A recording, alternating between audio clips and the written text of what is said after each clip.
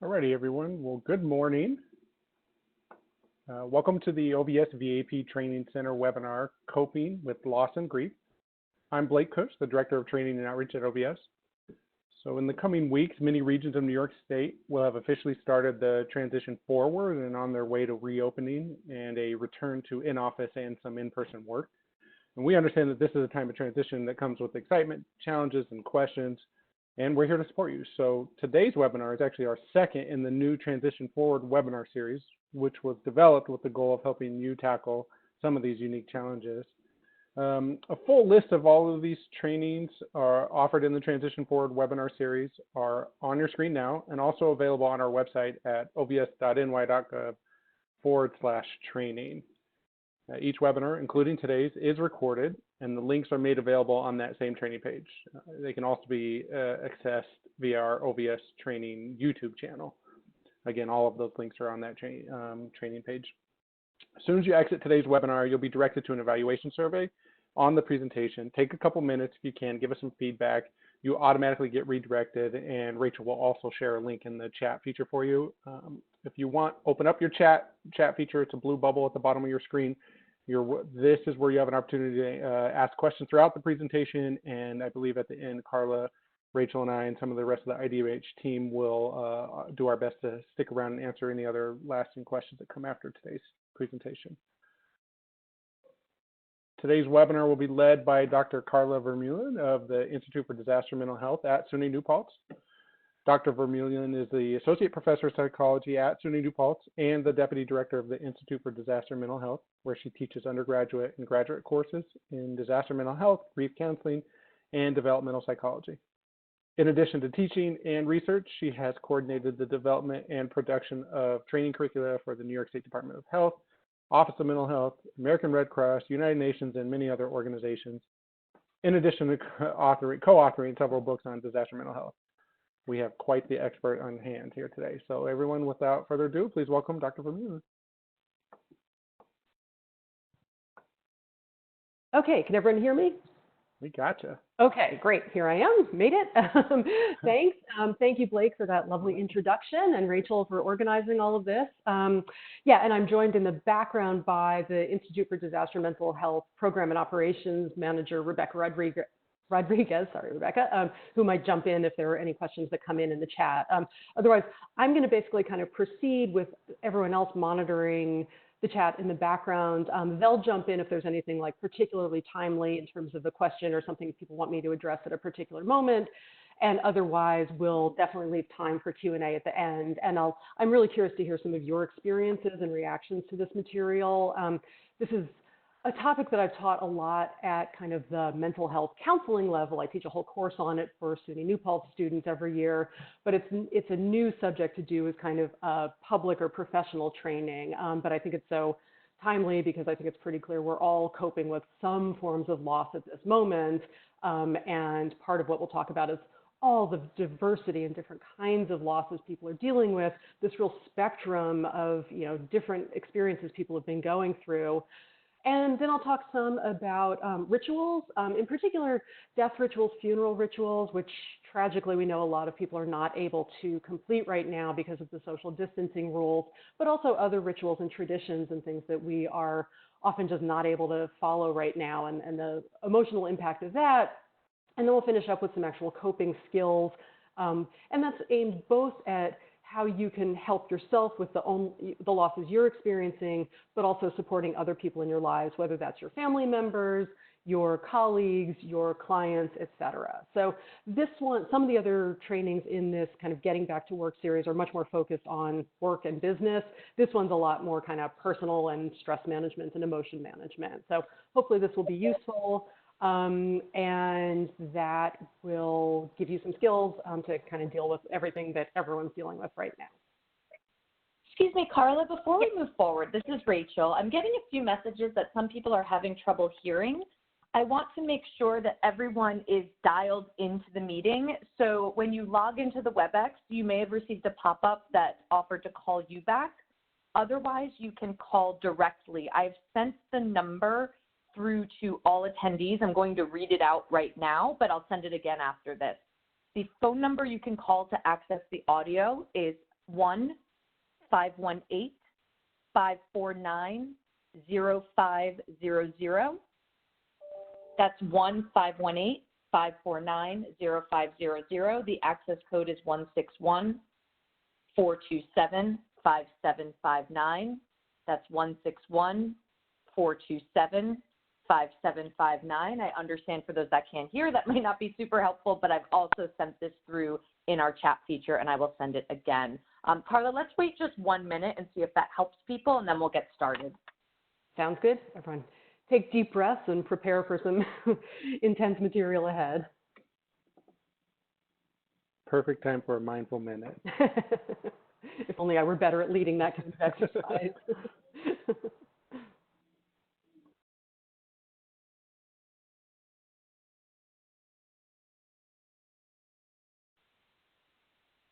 I believe that is helping people. We're at 10:07 right now. We're going to get started again at 10:08. I've just sent the phone number and access code once again into the chat.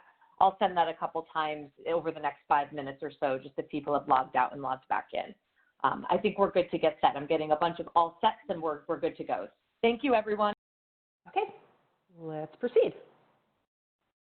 Okay, so before we get into different kinds of loss, I just think it's useful just to kind of get some terminology settled. And part of what I'm going to talk about is kind of grief and loss in general. So a lot of this is not necessarily going to be related to our current situation, but just to these issues around various kinds of loss, and in particular death, because I think it's something as a society we are so uncomfortable talking about and addressing, as if somehow if we didn't talk about it, it won't happen, which sadly is not the case.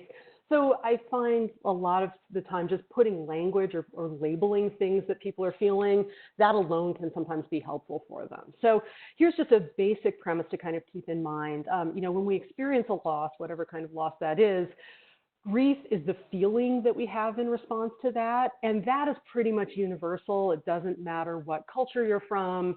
We all essentially feel largely the same ways in the terms of that grief. However, how we handle that, how we process that, the actions that we take to try to cope with that grief are incredibly culturally determined. And that can be very valuable if that means that you have kind of these traditions and these scripts to fall back on when you do experience a loss. However, that can also be problematic when we can't follow those traditions in terms of those rituals and mourning processes. And there also can be real differences between cultures and also between individuals in terms of the kind of actions we're expected to take. So I will come back to that, but just kind of keep that in mind, that there are these differences between how we feel about something and then what we do about something. How we feel is kind of natural and innate. What we do about it is kind of culturally imposed in a lot of ways. And that can be good, but that can also be problematic. So just have that in the back of your mind throughout this. Okay, so the types of loss that we're thinking about.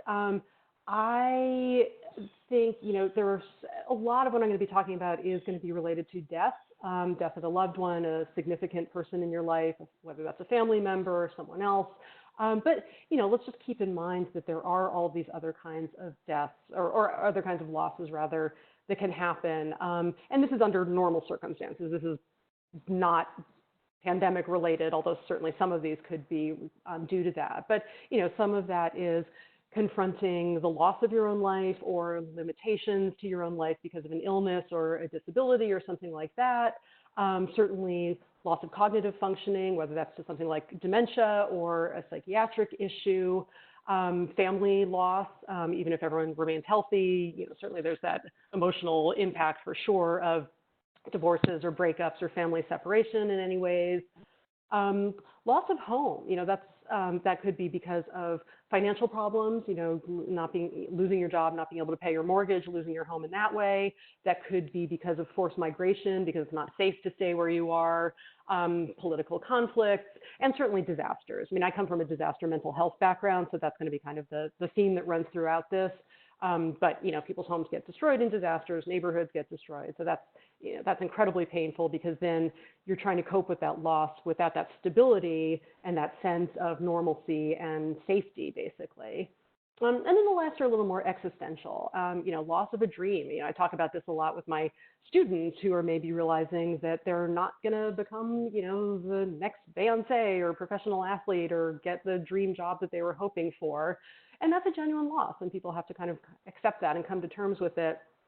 And then just this more global loss of belief that the world is a safe place. I mean, I think we all kind of all go through life with this kind of necessary illusion that things are generally safe and generally predictable. And so often a traumatic experience can kind of rob us of that. I'm guessing for this particular group, maybe you yourselves and certainly a lot of the clients that you work with, they've gone through experiences that have definitely shaken that faith or that trust in the world for them. So, and that's really significant, and that's difficult, because how do you kind of keep going if now you don't feel essentially safe or like the world is fair? So that's very challenging. Some of the things that we see around disasters, and some of this applies to, I think a lot of this applies in different ways or for different people to the pandemic. We certainly know, and you've seen this in your work with victims of crimes for sure, when something is human caused, especially intentional, there is that anger, that blame, that need to punish the perpetrator, to find justice, sometimes to find vengeance. And that can be really challenging because sometimes people get kind of fixed on that. And if they can't achieve that sense of justice, it's very hard for them to move on and process the loss itself. We certainly know with disasters, if there's something where someone received a warning for it, like an evacuation notice or something like that, and they don't follow it, there's often a lot of self-blame and guilt around that. I'm suspecting some of that might apply around the pandemic if someone maybe wasn't following some of the policies, or certainly a lot of people don't have a choice because they're essential workers, but that sense of, did I do something wrong? This is my fault, and that's very powerful. Always that sense of shame, I should have done more, and often that's very kind of distorted.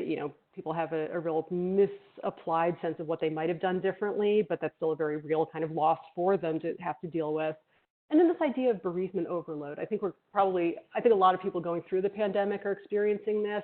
This is this idea where it's not just one, the death of a family member or any of those individual losses are difficult enough, but when we have a disaster or a crisis, sometimes there's multiple losses, many of the things I was talking about in the previous slide. And so it just overwhelms people's natural resilience and natural ability to adjust. And I think for a lot of people during this particular event, maybe, there are certainly people out there dealing with loss of job and loss of family members and stress of having to keep working or all of these combination of things. So just to be aware of that kind of the more kinds of loss at once, not surprisingly, people often have a harder time coping with that. Then these certainly apply, and this is often the case around more traditional kinds of disasters. Many of these deaths are sudden, so there was no chance to say goodbye, or we always think there's kind of this fantasy of if you have someone who's dying of an illness, you're going to have a chance to have that last goodbye, to tell them you love them. With the COVID-19, I mean, this has been this weird situation, weird's an understatement, horrible situation where even though in some cases it's been recognized that death is likely or approaching, whether that's from COVID-19 or because of another illness, but the person's in a hospital or a nursing home or care facility that's not allowing visitors, and people can't have that final connection. And that's just devastating for people. Certainly the media impact of just these constant reminders, and we've talked about this in some of our past webinars that we've done with OVS on stress management and psychological first aid. And I definitely recommend going back and watching those if you haven't seen them. But just this idea that, when you're getting these constant reminders in the media, you never get a break from it. You're kind of always kind of monitoring and looking for the next bit of information, which is generally bad information. So that's certainly a big factor.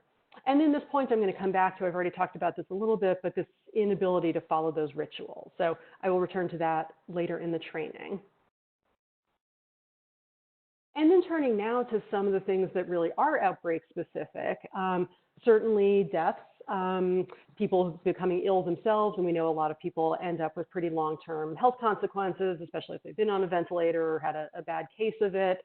Obviously the job issues. This idea of the loss of trust in authorities, I think, I won't get too political on this, but that certainly compounds distress for people. that same general sense of safety, and I think most of us are just feeling, it's not safe to go to the grocery store any longer. So what is safe? Is my home safe? If I'm going out to work and then bringing back home, am I making my home unsafe? So that's incredibly difficult to challenge or to deal with. For a lot of people, there's that sense of our civil liberties are being imposed on by these policies, the stay-at-home orders, the social distancing orders, the wear a mask orders, and that's not something we're used to. I mean, even if you agree in principle that these things are necessary, it still feels a little weird for most of us. It's not something we're accustomed to being told or having to follow these very new and unique rules, so that can be challenging just to cope with. And then certainly the loss of opportunities and just loss of all of these normal experiences. I'm a college professor. I just had a bunch of students graduate into a really awful job market, and some of them are never going to be able to recover. Hopefully not never, but it's going to be really hard for them to recover from that. Opportunities to go on dates and meet new people, all of these things that we sort of take for granted, we've lost those or at least had them put on hold indefinitely. And then this loss of these experiences, some of those are really big and significant ones. Some of them we could consider them less significant, but then there's that kind of cumulative, building up of all of them. And so again, I'll return to that, but, just think about all of this, and every one of you watching this is going through some different combination of these, already with probably some pre-existing stressors you were already dealing with and trying to cope with. So this is all going on. Every person you interact with has some combination of these. And so I think part of that is what's really difficult with this, is this idea that we're all kind of dealing with these different combinations, different levels of intensity, and that can lead to some conflict or some friction. So I will come back to that point as well in a second. Also very much related to the outbreak, I think whether this is something people have been aware of or not, and I'm guessing many of the people in the audience have been aware of this previously. Others who are from more privileged positions now are being forced to come to recognition of this, but we can't ignore any longer the fact that there are these real disparities in our society, and so that is forcing a lot of people into danger, essentially. This was a picture from an SEIU union memorial gathering in Detroit last week, a few days ago, that was basically looking at the 1,600 healthcare workers in the union who had died from the pandemic because often they weren't getting the PPE they needed, or, so that's just another kind of societal, cultural factor. And now on top of that, we have all of the Black Lives Matter protests and all of the attention to that. So it's just all of this stress that we're dealing with. And we can think of that as stress, but in a sense, it's also loss, because it's loss of that kind of sense of security and safety, as I've talked about. So there's just a lot going on for everybody. And this is the point I was just making, there's this spectrum of losses going on. I mean, for some people, their experience of this whole pandemic has been some stress and some annoyance and some headaches, but for other people, it's been devastating. And so how do we kind of, having had these really varied experiences, how do we kind of come back together or understand and support each other, whichever side of that you are on? How do we understand and help each other overcome or recover from these losses? So that's something I don't have a great simple answer for, because there isn't one, but hopefully, this will give you just some insights or sensitivity to some of these issues, because it's really hard to sort of get on this, like, well, what are you complaining about? You didn't have it that bad, versus, oh, I don't feel like I should be complaining because I know I didn't have it that bad compared to other people, yet I did have losses in my life. So I think we need to kind of really put the effort into understanding each other and trying to kind of find a common ground and recognize we've all had some kinds of losses. The next couple of slides, these are not, they're related to the pandemic and these losses, but I think this is also just kind of grief and loss 101, like useful things for everyone to be aware of. And there are these kind of, theories or concepts that I find Not a lot of people are familiar with these terms, and I think everybody should be, because this is one of those areas where just putting in a label on something validates, it demonstrates, yes, this is real. This is not just some weird thing that maybe you don't have the right to be feeling. These are real phenomena that we need to understand. So the first one is this idea of disenfranchised grief. And this is where there's a form of loss, a cause of grief, a cause of pain or suffering that doesn't get the kind of societal recognition of more traditional kinds of losses. So there's kind of these three categories of this. First is the idea that the person who experienced the loss isn't really recognized. So often we underestimate how young children process loss and perceive it. I certainly think we underestimate how older people experience loss. I think there's this tendency like, oh, okay, grandma lost another friend, but she must be used to that at this point. So we kind of downplay how significant those losses can be. Or that could be someone with a developmental disability, or just, for whatever reason, we sort of don't give the person credit for being able to feel the pain that they are indeed feeling. Then there's an unrecognized relationship. So that could be something like a same-sex relationship that wasn't recognized by family members. So a partner was shut out from being able to participate in some of these rites and rituals, or being treated as, the widow or widower when really genuinely they were.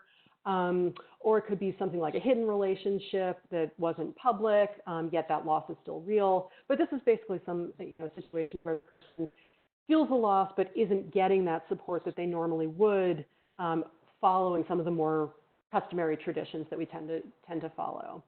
The one that I think is most relevant for the pandemic is that the kind of loss isn't recognized. So that can be something like, this is, I think, improved greatly in recent years, but we used to have very little recognition of the loss of a miscarriage. And it was just sort of like, okay, that happened, we don't talk about that, move on from that.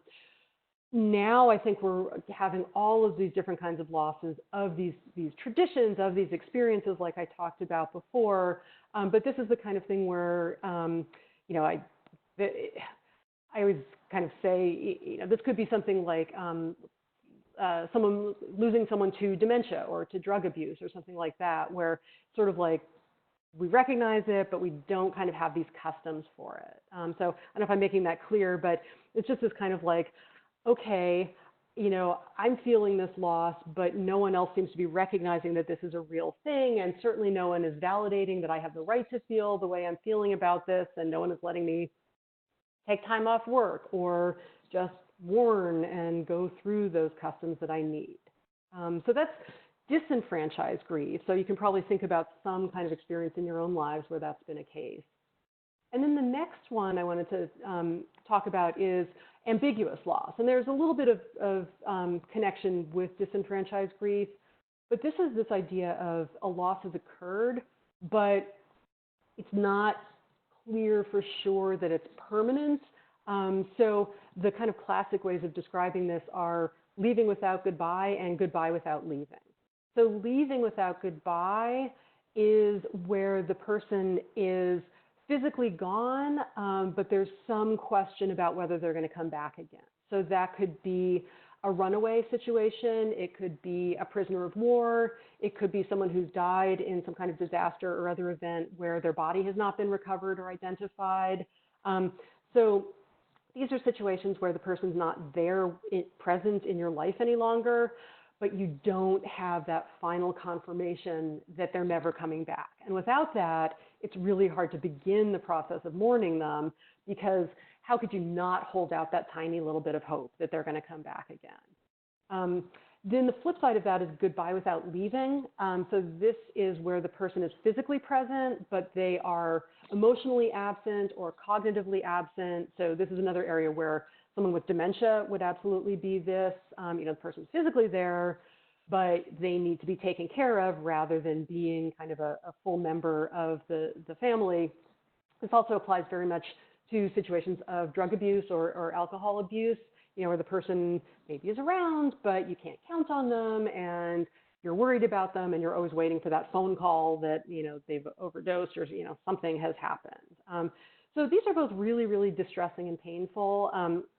I'm a longtime hospice volunteer, and I find, again, just having a label on this, like I've worked with so many families or who have a family member with dementia, and they're like, but my mother's still here, but she's not here. And so even just being able to say, yes, you're experiencing ambiguous loss. I always say there's no Hallmark card for the first time, condolences that your mother doesn't remember your name any longer. But that's a loss. I mean, that's horrible for people to go through. So I think just, knowing these, even if they don't apply directly to the current situation, maybe this will give you just some language for identifying what you are going through or what someone else is going through. And then I think there is some application to this just in terms of all of these kind of things that we almost are still kind of recognizing these losses that are building up, and as time passes and more things are not back to normal and we don't know when they're going to be back to normal, it's this kind of piling on of these sort of ambiguous or amorphous or just shapeless losses. So just kind of recognizing that and noting that for ourselves is really essential. Okay, so moving on to our next section. I've alluded to this some, but just this idea of how essential rituals are for us as ways of coping with loss, of processing our losses. And so, these have just been completely disrupted by the pandemic. And, look at this picture, like a funeral that's being held with people socially distanced, probably a fraction of the number of people who would be there, the attendants in hazmat suits. I mean, this is just not the way we were socialized to expect to carry out these rituals. And so that's just really devastating given how important they are for people. So I'm going to, as I said, focus mostly on death rituals, but a lot of the same points do apply to other kinds of rituals and traditions as well, which I will come back to again. But basically, you can think about these kind of as two sort of separate but very closely related kinds of rituals. So funeral rituals, whether or not there's an actual funeral, but that basically describes kind of what we do with the remains. I mean, when somebody dies, there is a body and something needs to be done with that. So that's kind of around how we do that. And then that kind of leads to these mourning rituals, which is really what we do around the living. So it's what the bereaved people do, and it's what their support networks do for them. So I always, when I'm teaching this subject in in-person classes, I always like to have a discussion about this, about, what is your culture's traditions for these? And sometimes there's a spiritual element to it. Always there is a gathering in person of the bereaved, kind of going out from the immediate family and friends, kind of wider and wider into the community. We have different expectations for how upset people at each of those different realms are going to be. Sometimes there's something spiritual, but often there is just this kind of coming together, usually involving food, sometimes involving drink, not always, but that often is the case, because those are signs. First of all, for the bereaved people, when people bring you food, that's a sign that people care for you and want you to survive and want you to keep going. And there's just something about that kind of human connectedness over gathering together in person, sharing a meal, and people are just being deprived of that right now. And again, as I said, it's whether that is from a death due to COVID-19 or not, people can't have these normal ceremonies now, and I don't know what the long-term impact of that is going to be, honestly. People are doing Zoom memorial services. That's better than nothing, but it's hard to imagine that's quite as comforting as literally being in a room surrounded by your friends and family, showing that you still have that support network of people who care for you. So I really don't know how this is going to kind of shake out over time, but maybe it'll make us value these traditions all the more and honor them all the more. But I think there's going to be a lot of people who've basically had to sort of put their grief on hold, essentially. And I don't know how we're going to kind of then go back and revisit that. So that's just certainly something to be aware of. And I'm sure some of you in the audience for this have been through some of this. And my condolences, because it's terrible. It's just not the way it should be. Just as I'm not saying that there's anything wrong with doing a Zoom memorial service. I'm just saying it's not meeting those human needs that we've kind of evolved these traditions to meet. So basically, this is kind of the big issue. You know, we think of organizing the funeral, coming together as the funeral. This is literally the last service we perform for our loved ones. It's our way of honoring them. It's our way of showing that we care about them and that we miss them. And then, of course, you know, so there's guilt about that often, even if it was totally beyond people's control at this point. I mean, it's not that anyone didn't want to have a funeral, it's that they're literally being told they can't, or at least not at the scale they normally would. So that can really cause guilt for people. They feel like they've let the person down. And then compounding that, it deprives them of that gathering of support. And so that, I think, is what's really key about this.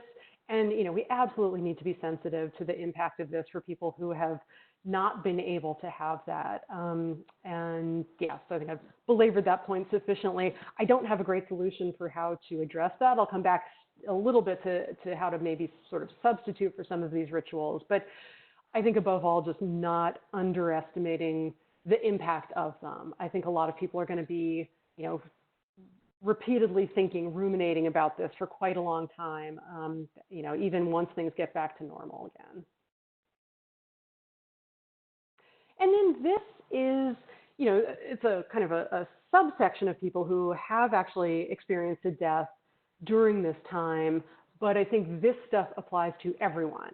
You know, everyone watching this has had some other kinds of losses in terms of these traditions. You know, whether we view these as rituals or not, they are. I mean, these are habits. These are things we look forward to. These are sort of the positive rituals in contrast to the funerals, which no one looks forward to but are necessary. These are the fun ones. And, you know, I think, you know, these are just a sampling of them. You know, all of the holiday ceremonies that we've missed, certainly the graduations. I mean, again, as a teacher, that's one that hit me hard. Sports, you know, all the cancellation of so many sports seasons. I know that's a tremendous blow for people, the source of entertainment and fun and distraction. Issues around summer camp. You know, obviously, you know, how many people are not going to get to go on vacation that they were looking forward to or counting on, all the other stuff. And then I have time with family, if that's going to visit your family for your summer vacation, or time away from family, if that's your ability to send your kids to camp and get a break. I know for a lot of parents who are already exhausted by having had to homeschool their kids, now they're having to figure out what they're going to do now that they can't send the kids to camp or their day programs or whatever. So all of these, you know, and I'm curious to hear what other, you know, if people are willing to share your own things that you are missing. And this, I think, has been kind of unfolding across the pandemic, and we're still like right in the middle of this. It's like, we're all like, okay, spring, we missed all of this stuff. Now we've moved into summer, and now we're realizing all the fun summer stuff we're going to be missing. And now we don't know looking forward into fall. And so that's just incredibly, it's stressful, but it's sad. It's just upsetting. And so, I mean, I think we really need to come up with some ways to have sort of some alternate ways of marking some of these events. And just, again, I know I keep saying validate, validate, validate, but, you know, we need to recognize this. And for kids, missing camp or missing their graduation ceremony or missing their summer T-ball program or whatever, that is just as painful for them as a more, you know, significant, what we might consider a more significant loss for an adult would be. So I think this is worth repeating. You know, we need to not, especially for kids, for adolescents, for young adults, we need to not downplay how relevant these losses are for them, even if they might seem less major than some of the grown-up losses other people are going through. So again, yeah, anything you want to share about what you are missing or anticipating missing, that would be subject for conversation as well. So this is kind of the point I was just saying, you know, is this the same? I mean, I think we can all agree, like, no, it's not, but I hope we can all agree as well that, yeah, I mean, these things do deserve to be recognized. And, we have to give ourselves the permission to be sad about this stuff. Because if we just keep pushing it down and saying, nope, can't think about that, or I don't have the right to be sad about this when other people have so many other more significant losses, that means we're not going to work through our loss and our grief over them. And that means we're just going to kind of repress it and not deal with it. And at some point, that's going to bubble back up again, and we're going to have to deal with it. And it's going to be harder at that point. So I really want to encourage everyone to kind of take the time to go through that mourning process, whatever that looks like for you, and give yourself and other people permission to do that. Okay, so then there's this other kind of weird, and this is a little bit tangential, but other kinds of rituals and disasters that come out of these kind of public emergencies or public rituals. That's a weird title on this. Anyway, rituals around public events and disasters, we should say. So as much as we're not able to follow a lot of our personal or individual customs, in times of these kind of collective or public events, it often, these other forms of rituals develop. So down on the bottom left or right, I'm not sure how you're seeing the screen, but this tradition came up of gathering at, in a lot of cities, it was the 7 p.m. way of honoring the healthcare workers and the other essential workers. That was lovely, kind of a way of coming together, people having just this kind of public display. The other one on the bottom, that's from a more traditional disaster. I think that was after a mass shooting, but that kind of candlelight vigil. And then, of course, the top, that was one of the Black Lives Matter movements. That was Brooklyn, I believe that picture was from a couple of weeks ago. And these are so almost weird in a way, because we're at this point where we need that sense of community and social connectedness more than ever, but we're also being told we can't have it. And now then all of the protest gatherings, now we're seeing people coming together. And I think it's making a lot of people wonder, like, well, if it's okay to do that, why wasn't it okay to hold the funeral for my grandmother or whatever? So I think that's just kind of, as much as I totally support the protest movement, it's also kind of causing confusion or feeding people's kind of feelings of conflict about what is okay and what is not okay, and why are we being told one thing and not another. So it's just another kind of source of stress for everyone to be coping with right now. Another thing to just think about the impact of that in your lives and your family's lives, the clients that you're helping, et cetera. Okay, so moving on to our last section. So what do we do with all of this? How do we deal with these losses, whether that's a death or of these, seemingly smaller? Let's take a puppy break. I'm not good at the breathing thing, but I think we can all benefit from just a few seconds of looking at this extremely happy puppy before we move on with our heavy material. So, puppy. Okay, I'm a big fan of distraction. I hope that doesn't offend anyone, but we need nice things in life as well. Okay, so a couple of points that I really want to emphasize. And if you take anything away from this presentation, I hope it'll be these 2 points.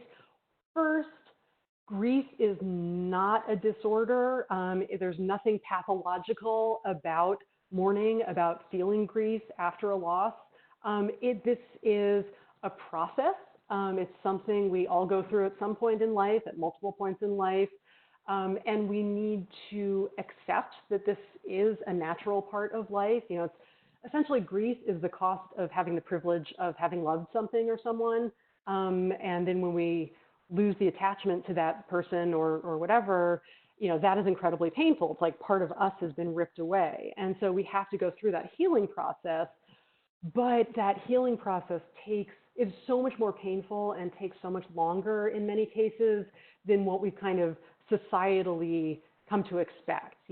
Think of, if you lose a family member, if you're lucky, maybe you get a week off of work for, compassionate leave, and then you're expected to be back on the job and functioning as normal. And that is just not the reality for a lot of people. So we end up having to kind of suppress our loss, or just burying it, or keeping it contained while we're at work and then breaking down afterwards because we've taken all of our energy to not break down and to keep functioning while we are working. So that I think is very toxic, and I really wish that could change, both, just the recognition of how intense it is and giving people more of that kind of space and room to grieve.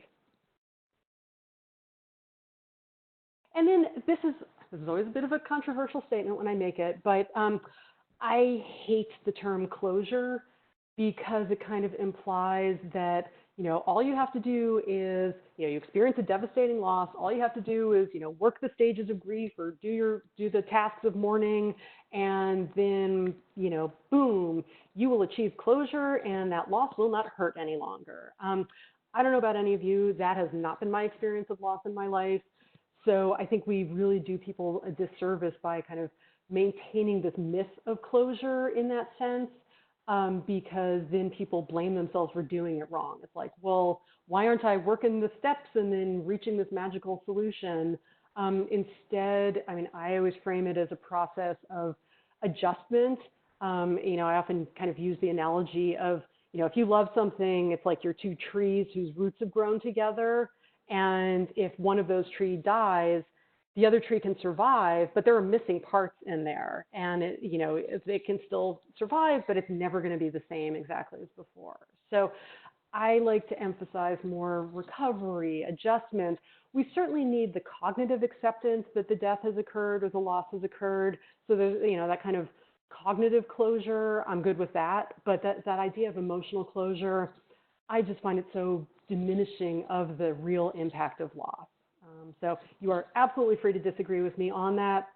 I find like a lot of people are like, I must be doing something wrong because I can't reach this outcome, when for most people that is not realistic.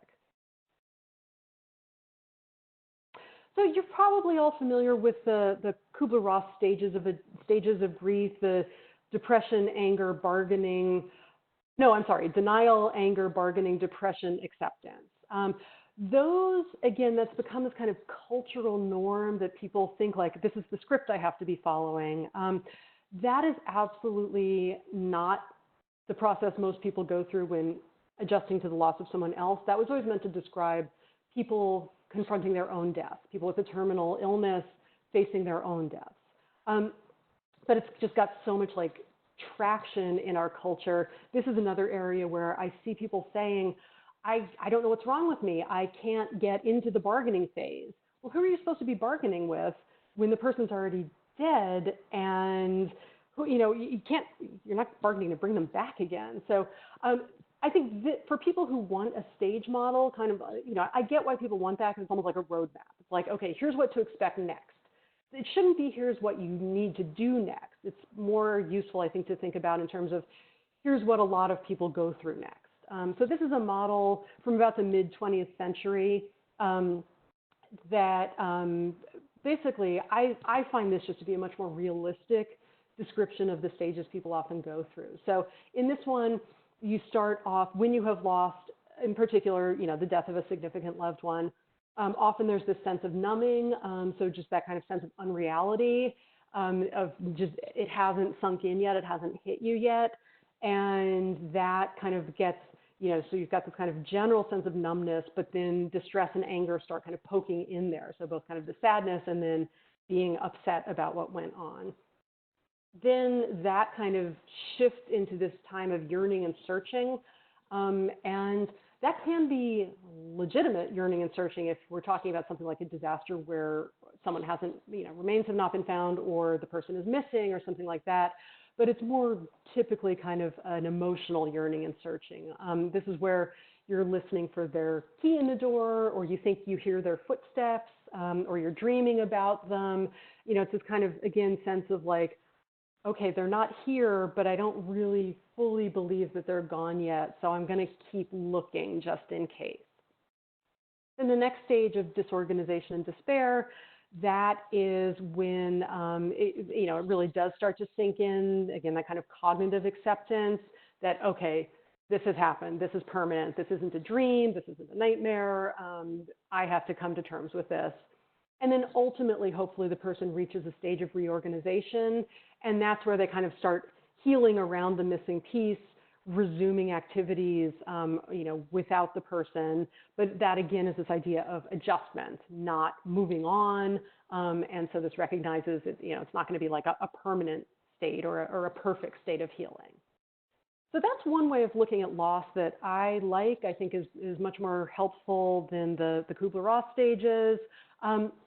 Another thing that a lot of people aren't familiar with that I think is a really useful way of thinking about kind of the work involved in bereavement is this idea of a dual process model, which is basically the premise that you're going through processing the loss at both an emotional level and a more sort of rational cognitive thinking level.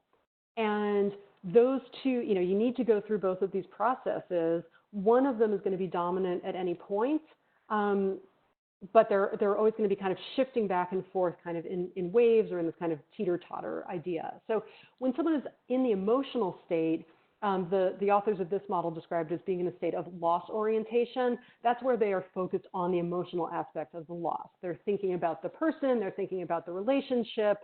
And if you yourself, or if you're trying to help someone who's going through this, and it's clear that they're in this kind of focus on the emotional side, that's when you want to just be that supportive presence. You want to let them talk about the person if that's what they want to do. You just want to kind of be there for them as that source of emotional support.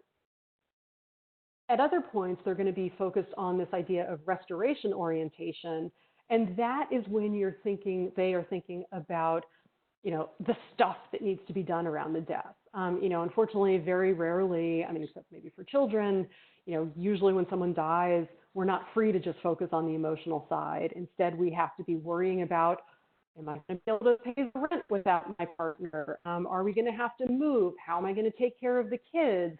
How am I going to even plan the funeral? There's all the stuff, the baggage around the loss and rebuilding around that missing piece. And so when someone's in that stage, you might want to help them with the more kind of practical matters that they need to be dealing with. And I think this captures this so well because sometimes people will be like, they'll sort of question themselves like, okay, I know I should just be sad and mourning the loss of my partner, but oh my gosh, I'm so worried about how I'm going to pay for whatever. And am I a bad person because I'm thinking about this practical stuff? Well, no, they have to be thinking about both of these. So kind of validating that and being there, providing the support for whichever side they're in at one point can be really useful.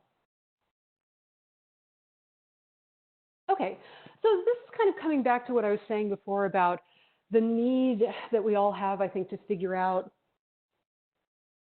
how to, I'm not going to say replace some of these rituals because we can't, but how to substitute for them, how to find something that at least lets us tolerate having missed them.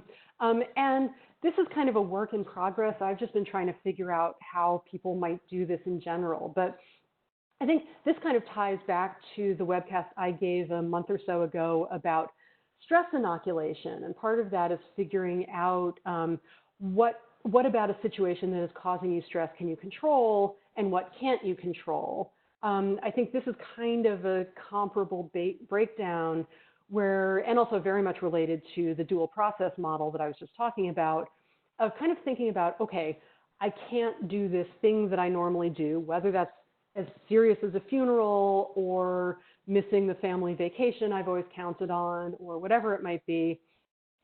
Really trying to break it down. What is it about missing this experience that is so upsetting to me? And so I think here's another place where breaking that down into what are your emotions about it, and then what are your thoughts and beliefs about it? What are you telling yourself about it? So I'll actually just put all this up at once. So, here's just a sampling of emotions you might be feeling about missing any of these particular events. And, thinking about, okay, what can I do? So, okay, so I'm sad about this. Often with sadness, there's nothing much you can do except just ride it out and accept that you're sad about it. But I'm also disappointed about this. I was counting on this as a way of connecting with this particular person I only get to see once a year, or having that break from my normal responsibilities or something like that. Okay, what might I be able to do to address that disappointment? Is there some other practice we can do? Can we try something else? Hopefully you get the point of what I'm saying, but really break it down so it's not just all of these emotions around it, but what are those emotions, and are there some that I might be able to do something about?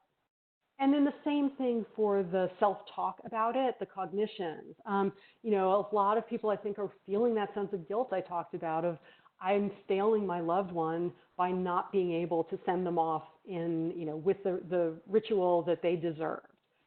So how can you address that self-talk? I mean, clearly it's not people's fault. So what can you do to kind of reframe that for yourself, that you are protecting the family members, the friends who would have gone to that ceremony by not having them gather? Maybe that's a way that makes it a little more palatable.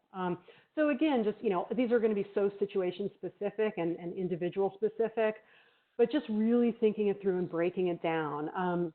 It's not going to be perfect, but hopefully that at least might give you some bit of comfort and reduce some of the mourning or give you tools for that mourning over all of these things that we're all missing right now.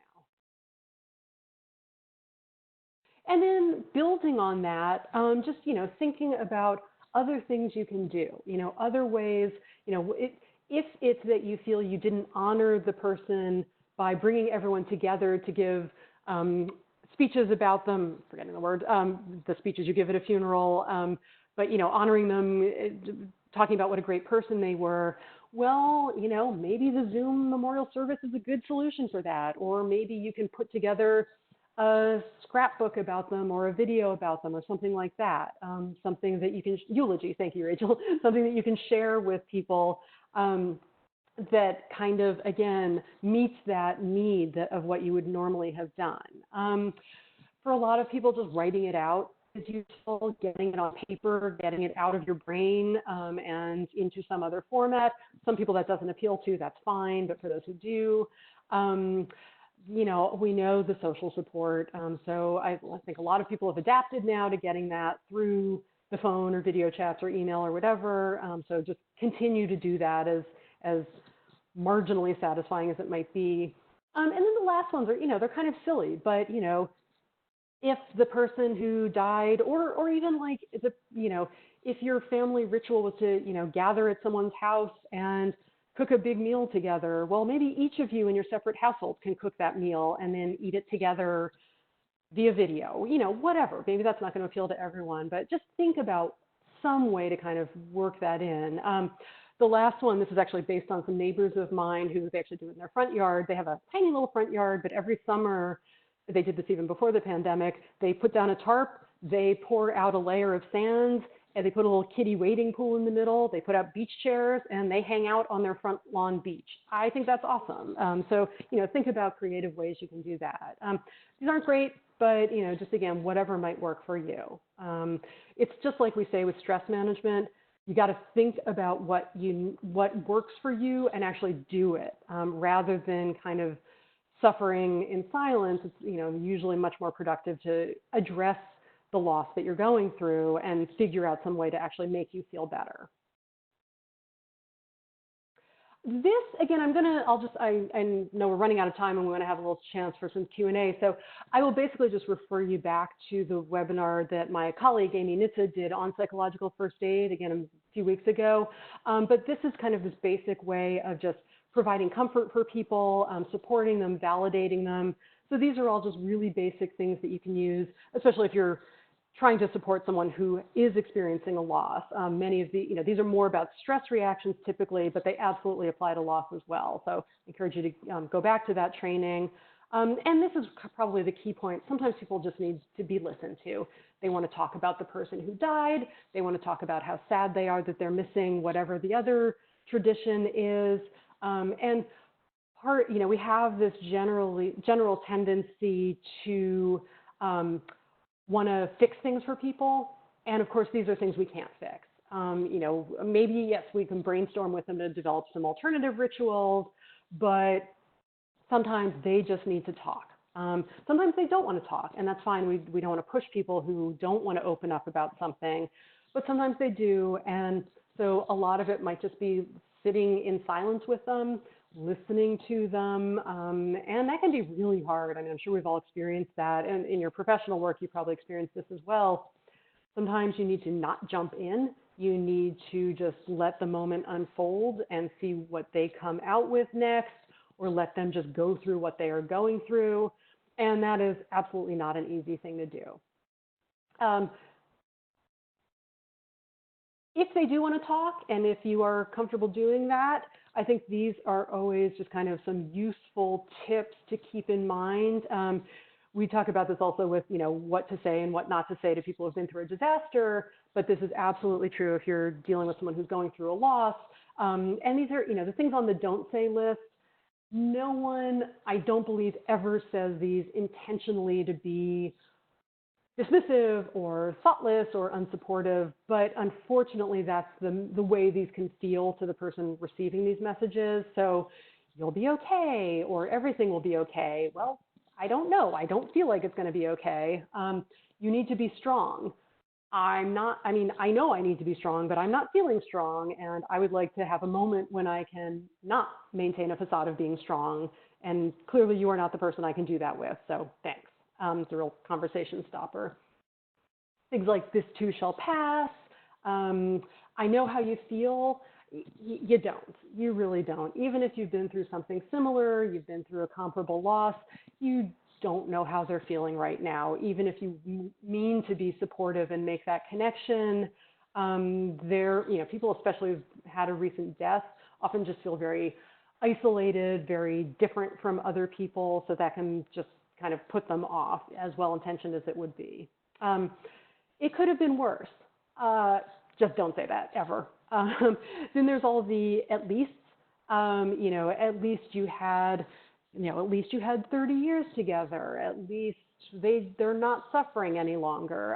That's just a way of trying to encourage someone to look at the bright side of things, and that is often not helpful for people, because at that moment, they're not thinking about the bright side. Now, if they say at least this, fine, that's a great thing to validate and support, but you don't want to introduce that. The worst example I ever heard of this was someone, I didn't hear this personally, thankfully, but someone in a training I was doing said that he knew someone in his community who had triplet children, and one of them was killed, I believe, in a car accident, and someone said to their mother, well, at least you still have two of them. Not a helpful thing to say. So, again, we mean well with these, try and avoid those. Then some of the more religious statements, like they're in a better place, it was God's will, they're with the angels, all of these things, we put an asterisk on those, because if you absolutely know that that is the person's worldview and you share that worldview, maybe. But we always want to remind people that, after a traumatic experience, a disaster, being a victim of a crime, loss of a loved one, even for people who normally get comfort from religion, they might not be feeling real great about God or about their faith right then. So that can be another it was God's will. Well, how could it have been God's will to, take my loved one with this virus? So generally avoid those, but if the person says them, okay. On the more positive things to say, or more helpful, or can't go wrong with them, I'm sorry for your loss. That does tend to get old for people who are hearing it over and over again, but it's sincere. You're rarely going to offend someone with that. And then, I like this one. I can't imagine what you're feeling, but I want to help you. I want to be here for you. So that's, acknowledging you're not claiming you know what they're going through, but you get how significant it is for them.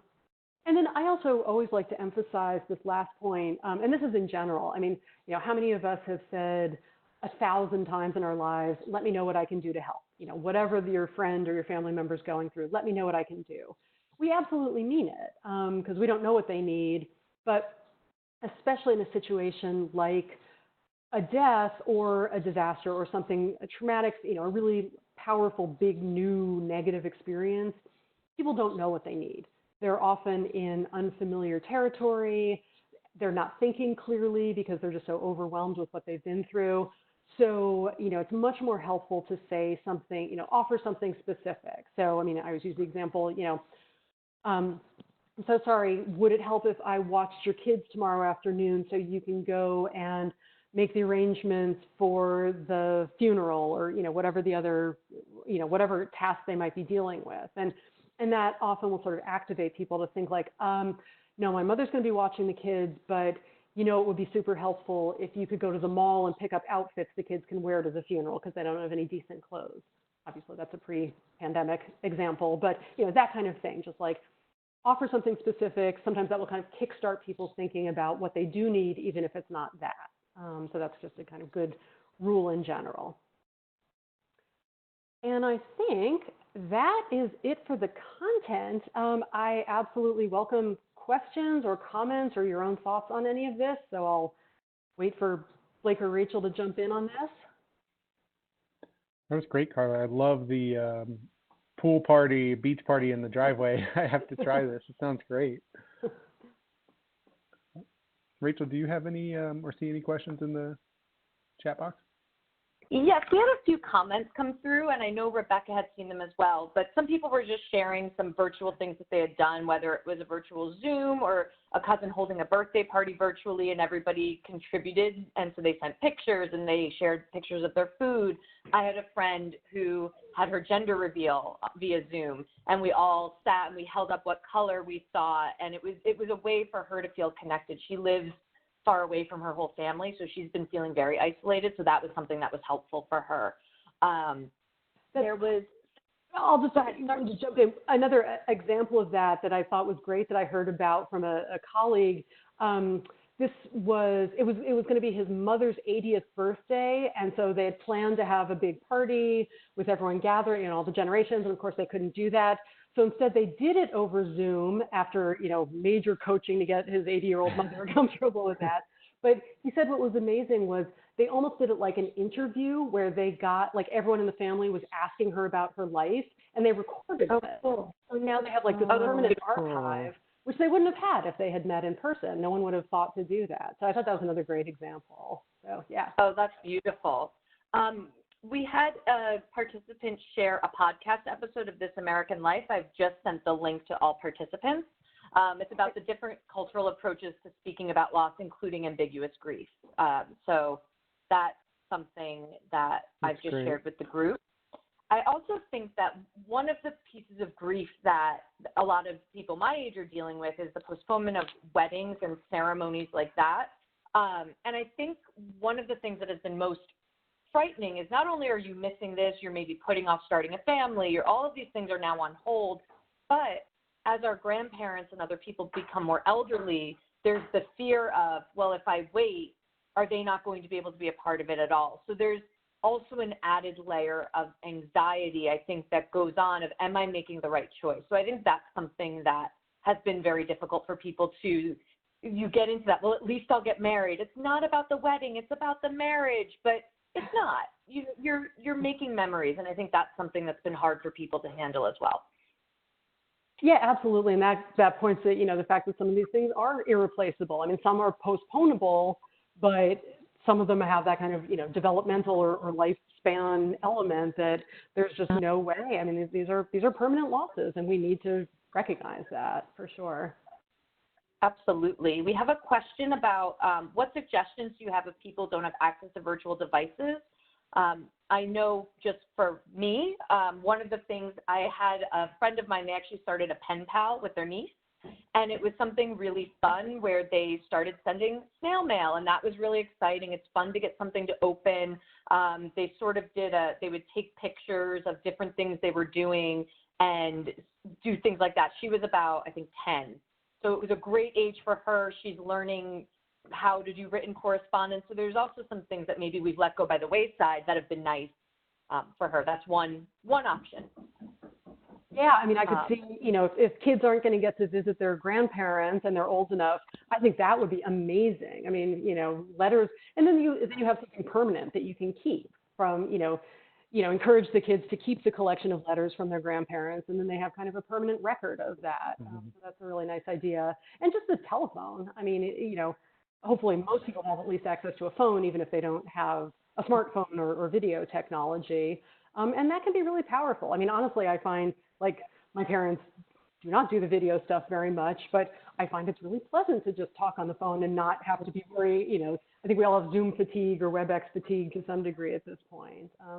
So that there can be that kind of contact as well. But I certainly think sometimes people feel like they're missing out. Like if they know everyone else in the family is gathering using the technology and they don't have that access, that could be very hurtful or problematic for sure. Absolutely. And I think that, it's hard because as connected as we all are, which is amazing, you can also get burnout from that as well. So I know people that I don't want to sit on another screen. I just want to sit quietly, but I'm lonely. And I'm a homebody, but I can't go out, and I just wish I could do things outside, which I wouldn't even do if I could normally. So there's some of that, I think, ambiguous feeling of unrest and unease, which people are feeling as well, which is a sort of grief. So there was a comment that came through just about if you know of any, or if maybe something that could be a follow-up of any less white focused or more culturally diverse points of view on grief models. I don't know if that's something that you have, or if it's something you've heard about or know about, or anything you can share.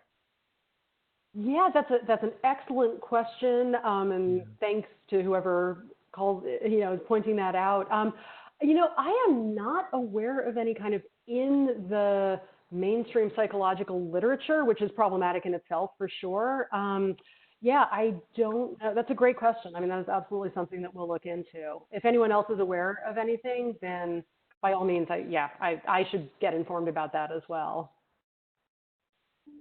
Wonderful. So if anybody has anything, the chat is open if you know of something. Otherwise, that is definitely something for us to marinate on and look into. And for future presentations, it's definitely something we can think about.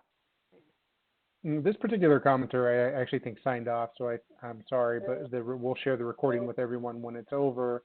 But they mentioned it's important to underscore the intersectionality of oppression, and that it often intersects with intergenerational trauma and impacts with people's assumed and presumed threshold of grief and pain, permission to grieve, et cetera.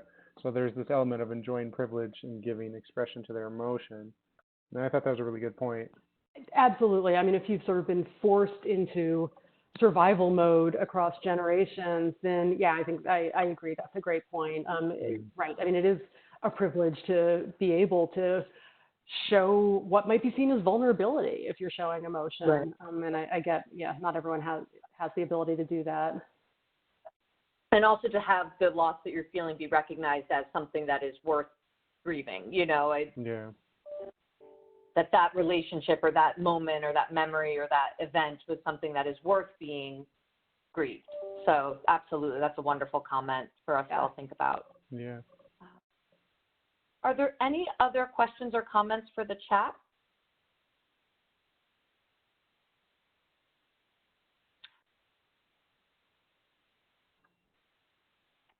I think that is all that has come through to me. Let me see. Rebecca, you have any other thoughts or comments you want to share? A few just came through to me as well. Oh, okay. One was, are there any resources about how to present ambiguous loss to children? Do you know of any books or shows or any of that nature? I don't. Rebecca, I'm going to punt this one to Rebecca. Are you aware of any? I'm going to unmute Rebecca. Some of the COVID stuff you guys have shared in the past with Lamar Burton and stuff are interesting, but I don't know if they deal specifically with not so grief and loss. Yeah, I'm thinking there are a few children's books that kind of describe an event in a really kind of vague and ambiguous way. So I think one is a terrible thing has happened. And there's another one that is on my mind, but I'd have to look up further. So I don't know if they're specifically about ambiguous loss, but I'm sure there must be. I'm going to track pull a few down too. I'm going to pull something completely out of context, but it was very helpful for me when I had to move from a place that I loved very abruptly, and it was a Winnie the Pooh quote. And it's how lucky I am to have loved something that makes saying goodbye so hard. And I don't know the whole context of the story. I just remembered that for me was very helpful. So there could be things of that nature. I think it was probably talking more about like growing up, losing childhood, innocence, and things of that nature, which may resonate with children as well. Again, I don't have specifically the full context there, but yeah.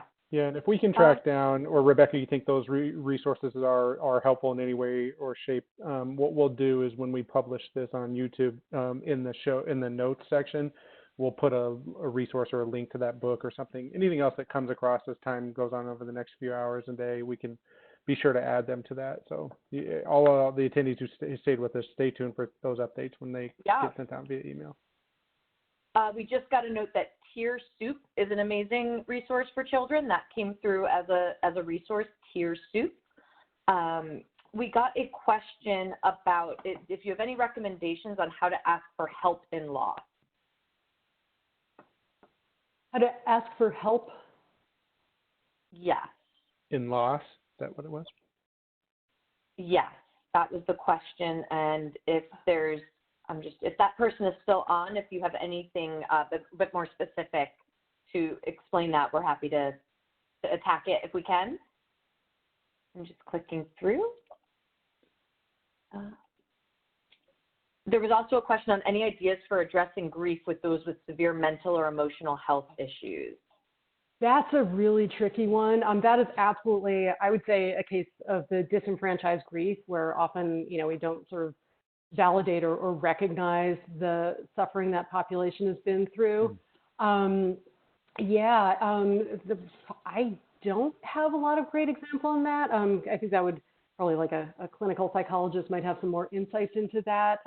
But I think, it's probably oversimplistic to say, but just to start by accepting that, yes, they are absolutely capable of experiencing this loss. And especially I think for people where maybe, the person who's lost was someone they relied on for a sense of safety or stability or routine.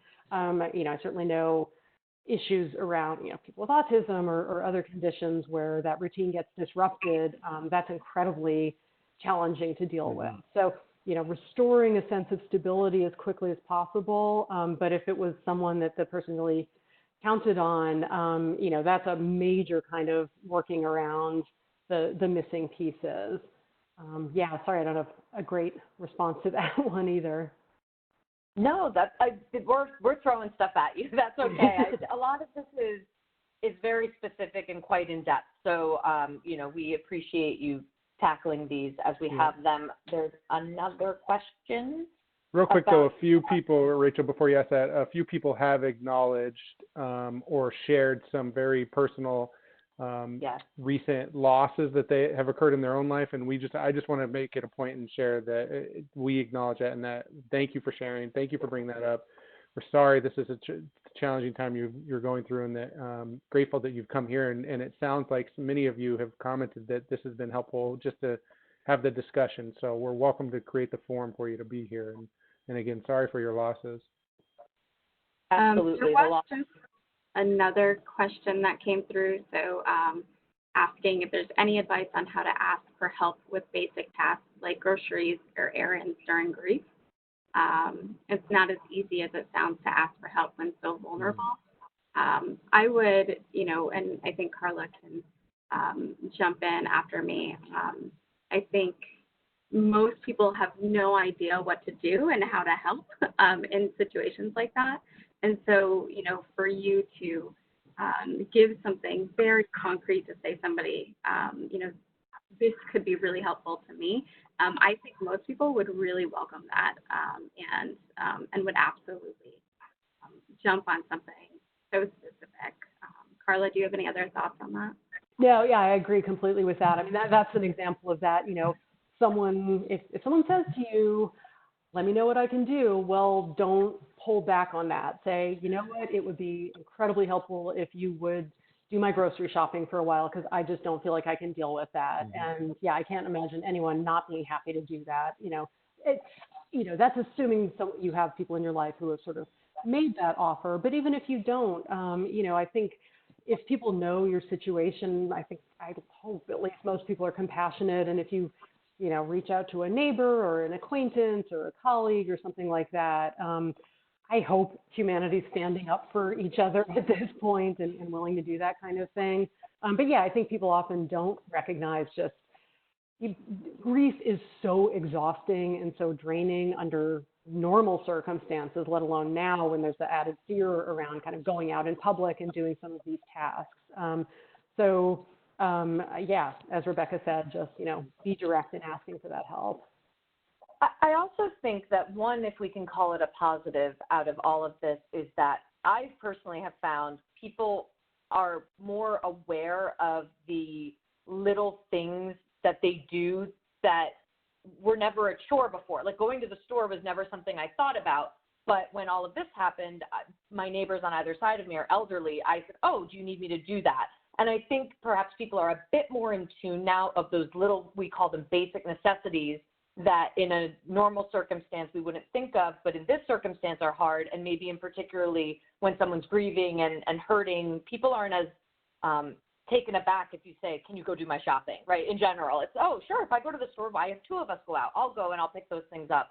So I wonder if there's a bit more awareness there as well, which is always helpful. I think there is, as scary as things are, there is a bit of humanity, as you said, standing up and being a bit more recognized. This one is a large question that may not be able to be tackled, but I'm going to throw it at you anyway. But a lot of this was very specific to big losses, as far as big traumatic losses that anybody can look at and see, oh, your mother passed away. That is horrible, right? But what about applying some of these concepts to everyday things, which could be large, such as losing a job, or smaller, which is the loss of time? So losing time with your family, time with your friends and coworkers and things of that nature. Yeah, I mean, I absolutely think a lot of this applies. I mean, a loss is a loss.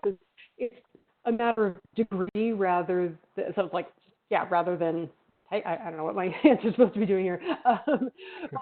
I mean, it starts with that point of accepting these, viewing these as losses, validating them as losses. I mean, that's why I kind of started this with, those extensive lists of all of the kinds of losses people are going through right now. And giving yourself that credit. And I think that is hard. I mean, I know I've said this point repeatedly, but we have this tendency to downplay those things, especially when we're comparing them with what we recognize as some of these big, significant losses other people are going through. And we don't do ourselves a service by doing that, because if we do that, then we don't process that. And as I said before, then we end up not coping with it, but we're going to have to cope with it at some point. So it's much better to do that along the way and not let it build up. So I don't know if that answers the question, but I mean, absolutely. Just because someone experienced a different combination of losses than you doesn't mean that yours don't merit the recognition and the attention to them for yourself. Now, absolutely, you want to be careful. If you know someone has lost a family member or lost their job, you're not going to be all like, oh, I can't go on my vacation this summer to them. Like, let's be realistic about that. But at the same time, you still can be sad for yourself that you can't go on your vacation, I think. I just got a note regarding a recommendation for help with basic tasks. A way to maybe do that is they mentioned that either if you or if you have someone trusted, that if you make a running list of things that need to get done, that way you're not put on the spot if someone says to you, hey, what can I do to help?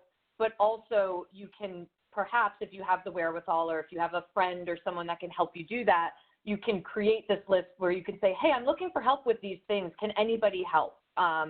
Even as far as hosting on a Nextdoor website, they mentioned that app that, I don't know, I get emails all the time. It's kind of annoying, but people might say, hey, in search of someone who's going to the store, of things of that nature, using these platforms, but the list was what they recommended so that you're not sitting there.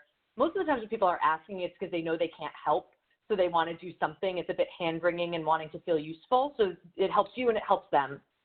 I thought that was a great suggestion. Thank you for sharing that.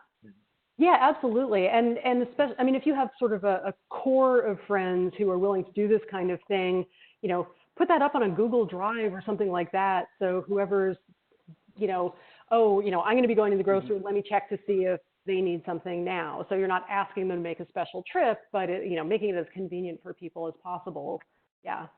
And if you're not the one personally grieving or dealing with the loss, but you have a loved one that is, or a friend, or even a colleague or a coworker, sometimes somebody sent me a note too that reminded me about this, is that handling and taking control of things like coordinating meal trains or grocery trips are a great resource for families, because, I mean, you want their permission too, but there is having the simple act of a meal delivered to you or prepared for you without having to, especially when you're in uncontrollable grief, it's a great resource.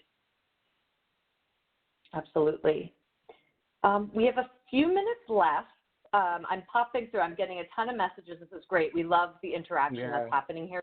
Thank you, everyone, for, one, asking your questions, but also sharing your stories and sharing your tips. It's it's great. So there was a question, again, this is a bigger one, which may not be able to be answered in this, but if there's any information on working within the criminal justice system and also for dealing with loss of colleagues.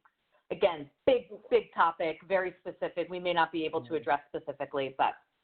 Yeah, I mean, boy, the one within the criminal justice system, I don't think I'm the best person to try to answer that, apart from, again, just validating what an incredibly challenging situation that would be. I mean, especially now that, you know, we know how badly it's spreading throughout the prison system and all of that. So yeah, I don't, Blake or Rachel, maybe you have better insights on that one. In terms of dealing with a colleague, the death of a colleague, I assume that was death of a colleague. Yeah, that's another, I mean, not exactly a form of disenfranchised grief, but it's one where there aren't necessarily kind of the set rules. Like, we don't necessarily have a ritual for how do you mourn or how appropriate is, how sad should you be about, because, you know, we all know colleagues can be anyone from someone you barely interact with to someone you've worked with for 25 years. So I think that's another one where just recognizing that can be a significant loss. And it's also one of those areas where, like the dual process model, you've got sort of the emotional bereavement about them and what you know about their family and their, you know, what the family or everyone else is going through. But there also may be practical matters where if your colleague has died or is incapacitated and no longer working, or even if they've been laid off, how does that impact your job and your ability to function? So, you know, we don't want to downplay that factor as well. Absolutely. Somebody shared a resource for children. It's called Children of Incarcerated Parents. I've just shared that with all participants. Thank you for sharing that, the person that shared that with us. I'm just trying to think. That looks like everything that's popped through right now. I think somebody made a note. It was very lovely, and thank you for sharing it. But just, you know, this isn't a topic we like to talk about. It's not just death that loss is, and that's something even to remember the people that are losing other things and to be a bit more mindful of that and just putting that, you know, shoulder out to lean or cry on. They mentioned that in this life, especially in America, we're very used to dealing with something and moving on because we have to go to the next thing. That you can sometimes forget the residual effects of grief, or maybe you are too task focused and not enough focus on the personal healing. So this was definitely something that for this person was very helpful, and it's a good reminder. So thank you for sharing that. And I think forever we can all be more kind to ourselves and to others. So yeah. I think we lost Rachel. Nope, that's it. That was it. Well, I'm not seeing. I think that is it. That was the last other comment comments. I saw. Carla, do you have any words for us? No, I mean, again, I like that last comment, or, you know, I really appreciate all of you carving out an hour and a half to think about an unpleasant topic, and I hope this has given you at least some insights or perspectives to keep in mind with it. You know, unfortunately, we are not done with the losses due to the pandemic, although hopefully they're starting to slow down for a lot of people. But, you know, it's a part of life, sadly, Yeah. but it's a part of life because we have, as I said before, and as Rachel said, we have the privilege of loving things and people. And so this is the downside or the cost of that for sure. So yeah, but take it seriously, validate it, don't gloss it over, because you need to go through it to get past it. Well, I want to thank you, Carla, and the rest of the IDMH team for putting together today's webinar.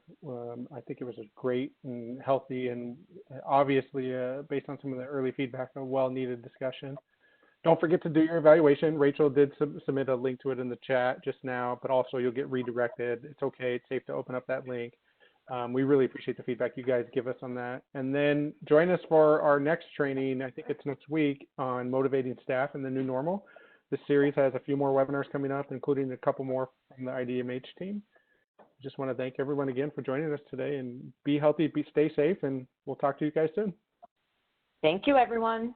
Thanks, everyone.